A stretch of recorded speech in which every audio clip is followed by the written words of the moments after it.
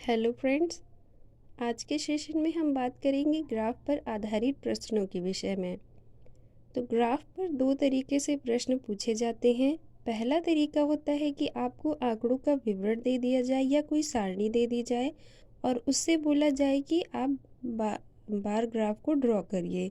और दूसरा पैटर्न होता है कि आपको कोई बार ग्राफ दे दिया जाए बना बनाया हुआ और उससे रिलेटेड प्रश्न पूछे जाएं। तो चलिए आज इन दोनों तरीकों के बारे में चर्चा करेंगे। इस सेशन में हम बार ग्राफ से रिलेटेड हर एक पैटर्न के बारे में चर्चा करने वाले हैं। तो पहला प्रश्न देखते हैं हम लोग आज का।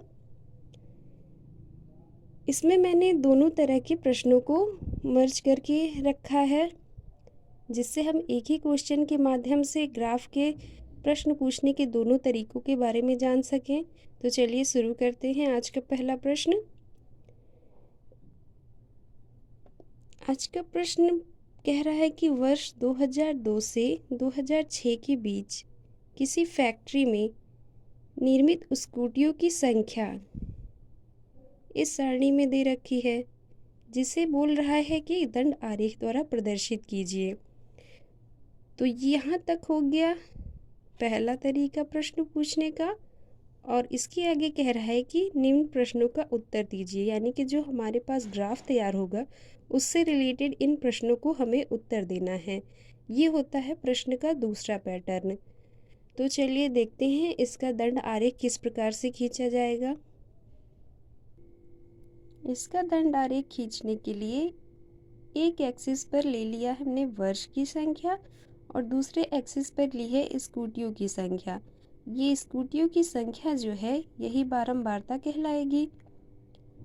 तो सारणी के अनुसार 2002 में स्कूटियों की संख्या 800 है, 3 में 600, 4 में 900, 2005 में 1100 और 2006 में 1200। तो इसी डाटा को हम ग्राफ के माध्यम से कैसे प्रदर्शित करेंगे। 2002 में बोला था 800, तो ये 2002 के सामने जो हमने दंड बनाया है ये जाएगा 800 के समक्ष। 2003 में दिया था 600 स्कूटियों की संख्या, तो 2003 के पास जो बार बनेगा ये बार ग्राफ जाएगा 600 के करीब। 2004 का दिया था स्कूटियों की संख्या 900, तो 2004 का जो दंड आरेख है वो 900 के सीध में जाएगा। 2005 का दंड आरेख 1100 दिया है, तो ये 1100 की सीध में जाएगा। 2006 का दंड आरेख 1200 दिया है, तो ये 1200 तक जाएगा। इस ग्राफ में हमें सबसे ज़्यादा ध्यान देने की बात ये है कि इसमें हमें पैमाना शो करना बहुत ज़रूरी होता है।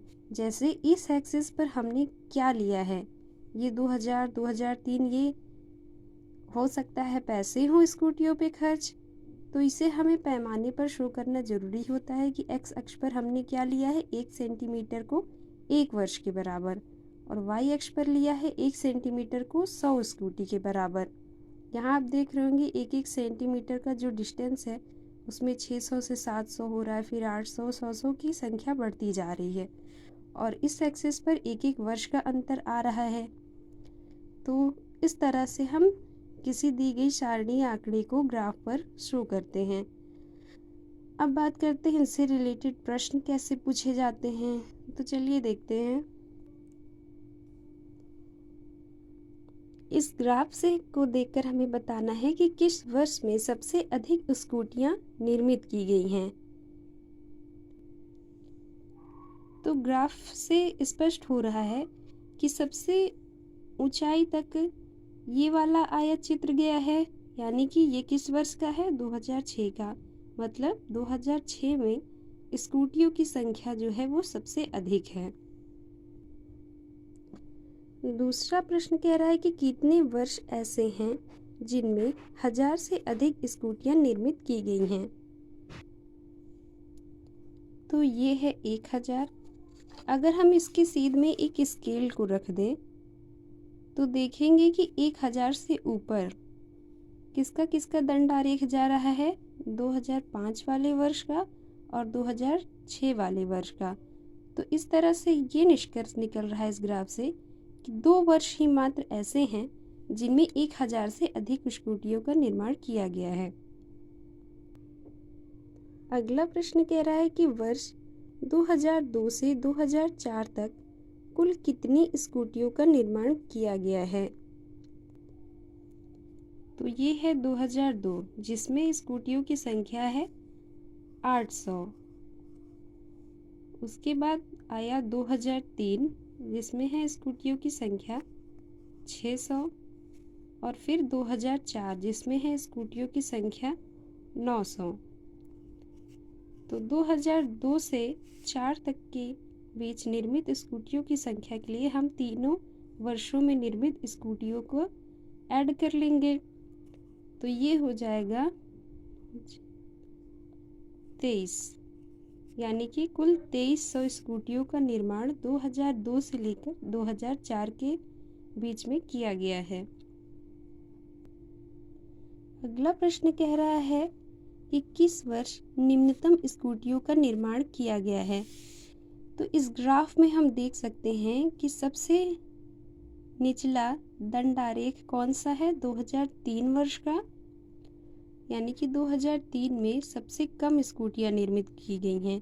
देख सकते हैं कितनी स्कूटियां निर्मित की गई हैं, 600, जबकि बाकी वर्षों में इससे अधिक स्कूटियों का निर्माण किया गया है।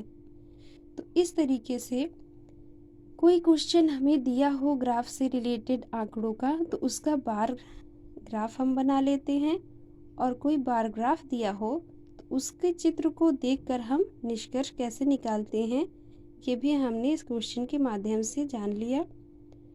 तो बढ़ते हैं अपने अगले पैटर्न की ओर। इस प्रश्न में हमने बात की थी आंकड़ों से रिलेटेड किसी एक ही गुणधर्म के बारे में। अब ये प्रश्न भी बन सकता है कि अगर स्कूटियों के साथ साथ किसी वर्ष में बाइक की संख्या भी दी गई हो या कार की संख्या भी दी गई हो तो उसको हम कैसे बार ग्राफ के द्वारा प्रदर्शित करते हैं। तो हमारा अगला प्रश्न इसी पैटर्न पर आधारित है, चलिए देखते हैं। इस प्रश्न में कहा गया है कि किसी कक्षा के 50 शिक्षार्थियों के विभिन्न विषयों की पसंद का विवरण इस तालिका में दिया गया है। अब इस तालिका का ग्राफ हम कैसे निर्मित करते हैं पहले जानते हैं, और फिर उस ग्राफ से रिलेटेड इन प्रश्नों के उत्तर कैसे दिए जाएंगे इसके विषय में जानेंगे। तो तालिका में क्या दिया गया है, संगीत में बालक कितनी रुचि रखते हैं, बालिका कितनी रुचि रखती हैं और दोनों का योग क्या है। इसी तरह से तैराकी, खेल और नृत्य में बालक बालिकाओं की रुचियों और उनके योग को इस तालिका में दिखाया गया है। आइए देखते हैं इसका ग्राफ किस तरह से बनाया जाएगा।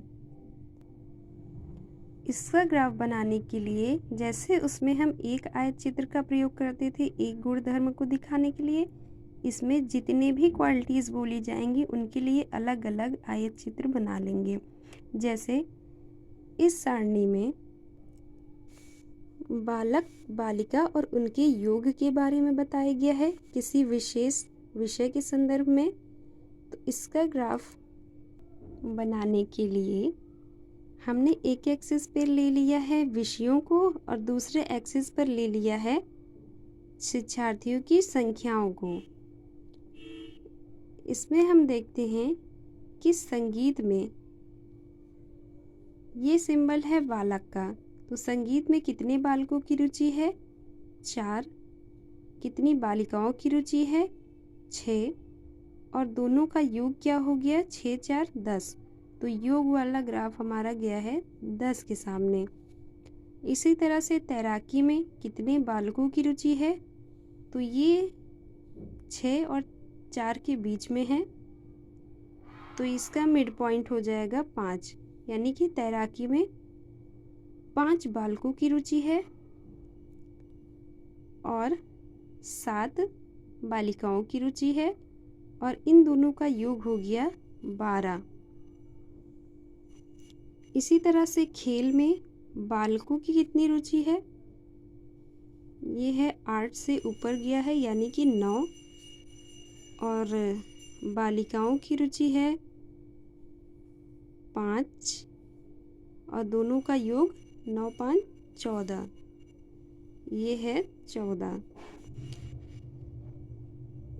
इसी तरह से नृत्य के विषय में बना लेंगे ग्राफ। नृत्य में बालकों की रुचि है 3, बालिकाओं की रुचि है 13, और इनका योग हो गया 16। इस प्रकार के ग्राफ में हमें जितने बार ग्राफ बनाए हैं उन सब के लिए एक अलग सिंबल का इस्तेमाल करते हैं। जैसे बालक के लिए यहाँ हमने इस्तेमाल किया है गुलाबी रंग के कॉलम का, बालिका के लिए रेड कॉलम का, और दोनों के योग के लिए ब्लू कॉलम का। अलग अलग रंगों का प्रयोग ना करके आप अलग अलग सिंबल का भी इस्तेमाल कर सकते हैं। जैसे यहाँ बालक की जगह ऐसे स्तंभ बनाकर इस पर ऐसे ऐसे कर्व लगा दिया, लाइन खींच दी तिरछी। बालिका का सिंबल बनाने के लिए इस आयत चित्र में मान लीजिए इसको ब्लैक कर दिया पूरा, और योग दिखाने के लिए छोटे छोटे डॉट्स बना दिए इस बार ग्राफ में। तो इस तरीके से भी इस ग्राफ को शो किया जा सकता है। तो इनसे रिलेटेड प्रश्न कैसे बनते हैं चलिए देखते हैं। इससे रिलेटेड पहला प्रश्न बोल रहा है कि किस विषय में बालक तथा बालिका की पसंद का अंतर सर्वाधिक है।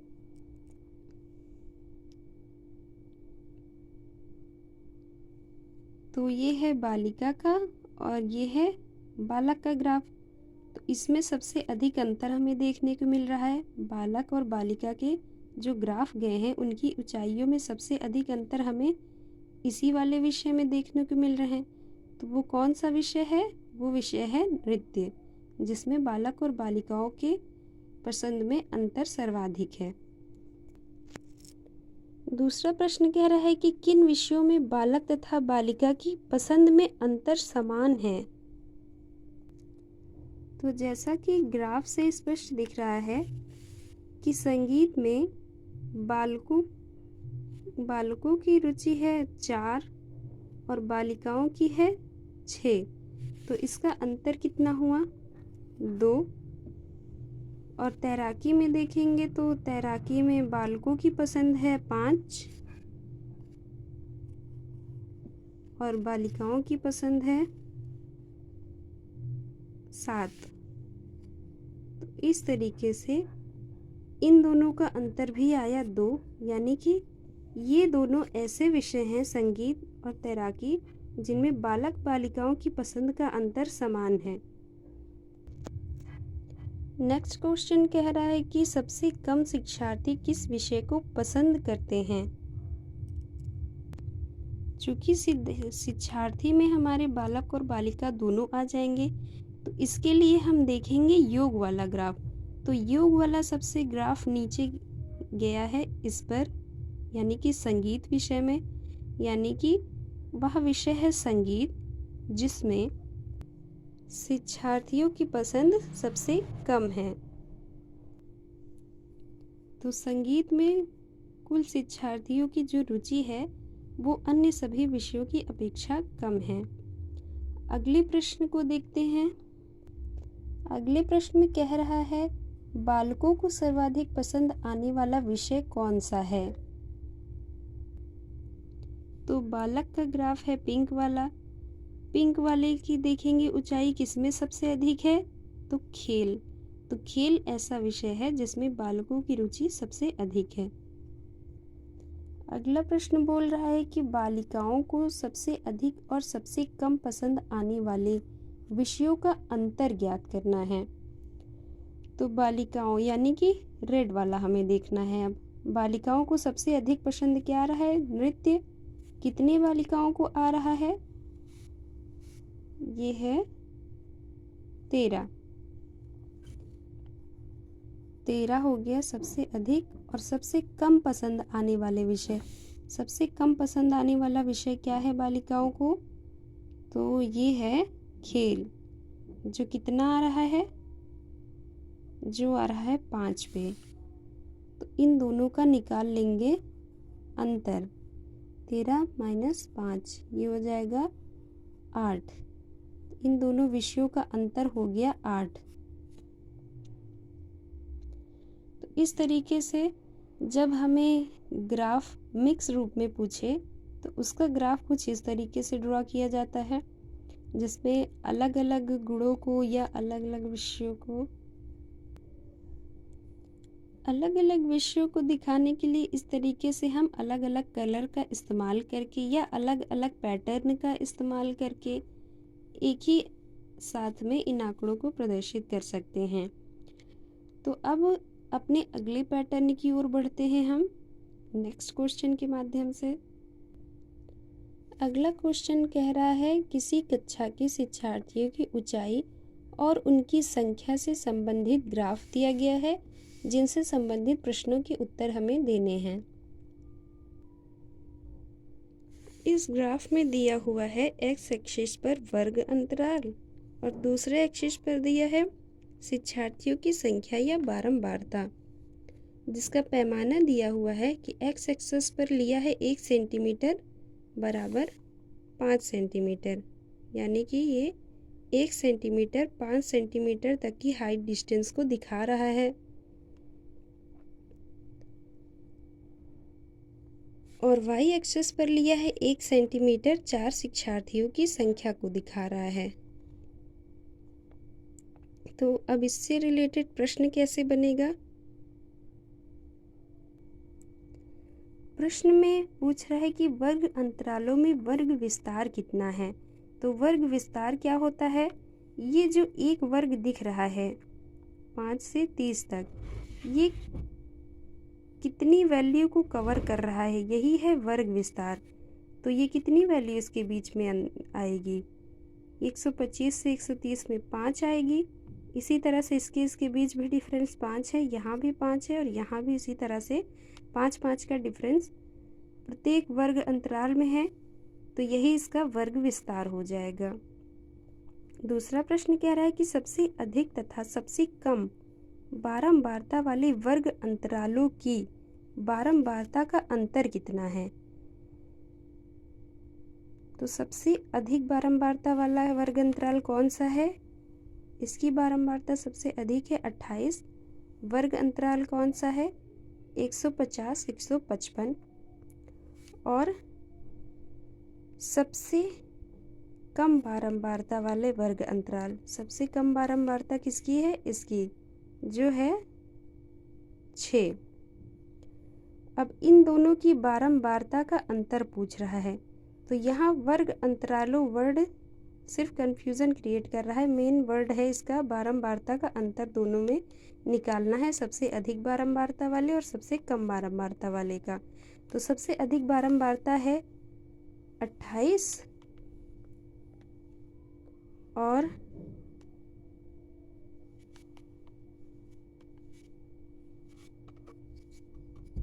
सबसे अधिक बारंबारता इसकी है 30 और सबसे कम बारंबारता इसकी है 6। अब ये 28 और 6 क्यों कह रहे हैं? क्योंकि वाई एक्सिस पर 1 सेंटीमीटर में 4 शिक्षार्थी दिया है, तो इसका मिड पॉइंट जो होगा इन दोनों का मीन होगा, यानी कि इन दोनों के जस्ट बीच में आने वाला नंबर होगा। तो 4 और 8 का मीन क्या हो जाएगा? 6। इसी तरह से 32 और 28 का मीन हो जाएगा 30। तो सबसे अधिक बारंबारता वाला हो गया 30, सबसे कम बारंबारता वाला हो गया 6। दोनों का डिफरेंस पूछ रहा है तो इसको माइनस कर देंगे, ये हो जाएगा 24।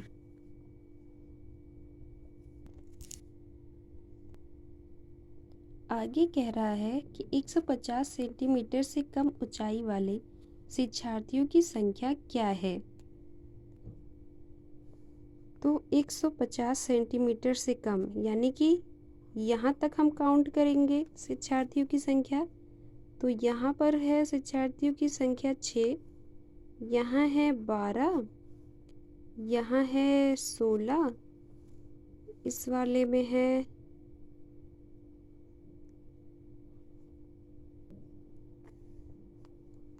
0 इसकी बारंबारता है 26, इसकी है 16।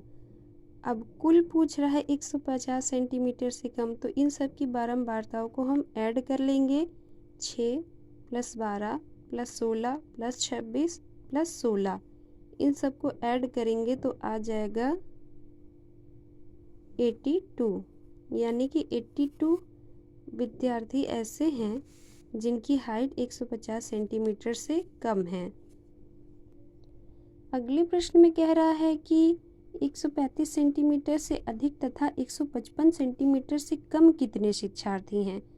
अब हम देखेंगे 135 और 155 वाले के बीच में कितने शिक्षार्थी आ रहे हैं। तो 135 से ऊपर यानी कि यहाँ से काउंट करना स्टार्ट करेंगे।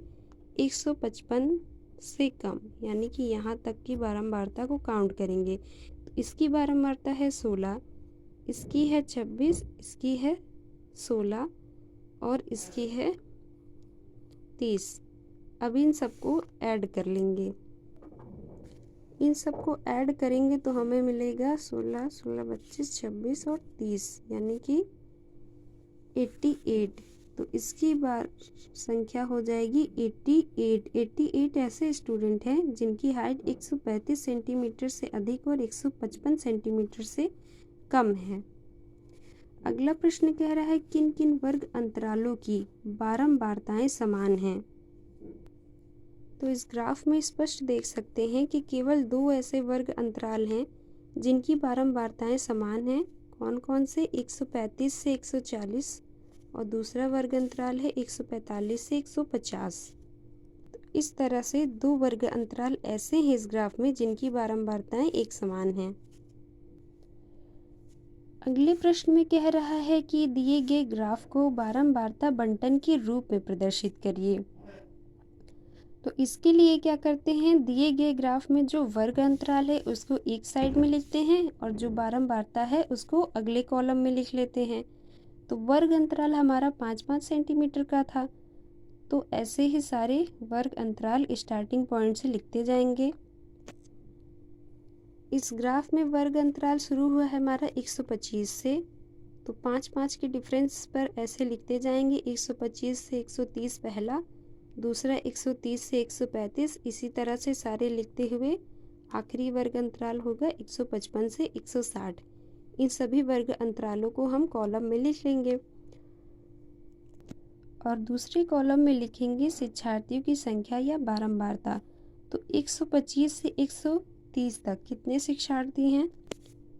तो इस वर्ग अंतराल में हम देख रहे हैं कि यहाँ 6 है, 6 शिक्षार्थी इस वर्ग अंतराल के अंदर हैं। तो इस कॉलम में हम इस वर्ग अंतराल के लिए बारंबारता लिखेंगे 6। इसी तरह से 130 से 135 वर्ग अंतराल में बारंबारता कितनी है? 130 से 135 में बारंबारता है 12। तो इस वर्ग अंतराल के सामने हम इसकी बारंबारता लिख लेंगे 12। इसी तरह से बाकी सबकी बारंबारताएं भी ग्राफ को देख देख कर लिख लेंगे। तो इस तरह से सब वर्ग अंतरालों के सामने उसकी बारंबारताएं लिख ली हैं।